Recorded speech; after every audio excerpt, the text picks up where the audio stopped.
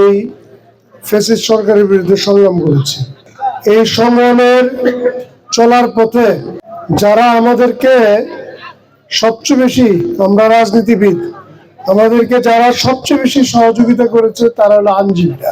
এবং এই আইনজীবীদের মধ্যে বিশেষ করে ব্রাহ্মণবাড়িয়া যে কয়জনকে আমরা হাতে পেয়েছি সব সময়, এমন একটা পর্যায়ে এক সময় আমরা যখন আমরা জর্জরিত, তখন মনে হয় সকালবেলা উঠার আগে উঠেই প্রথম আইনজীবীরা ফোন দেওয়া, রাত্রে ঘুমাবার সময় এই আইনজীবীদের সাথে কথা বলেই ঘুমানো, কারণ আইনজীবী ছাড়া আমাদের আর কোনো উপায় ছিল না।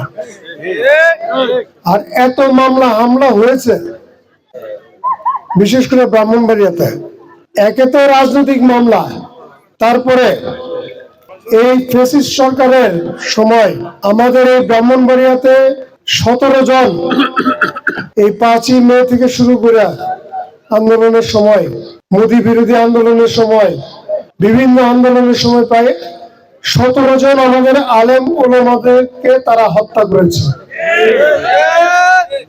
17 জন আলেম ওলামারা শহীদ হয়েছেন।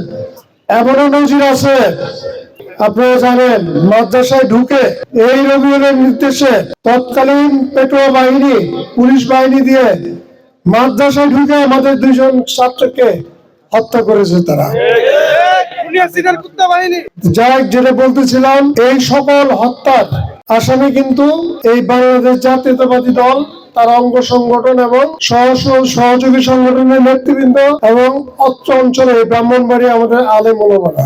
যারা আসামি হওয়ার কথা তারা হয়েছিল বাদী, আর যারা বাদী হওয়ার কথা তারা হয়েছিল আসামি।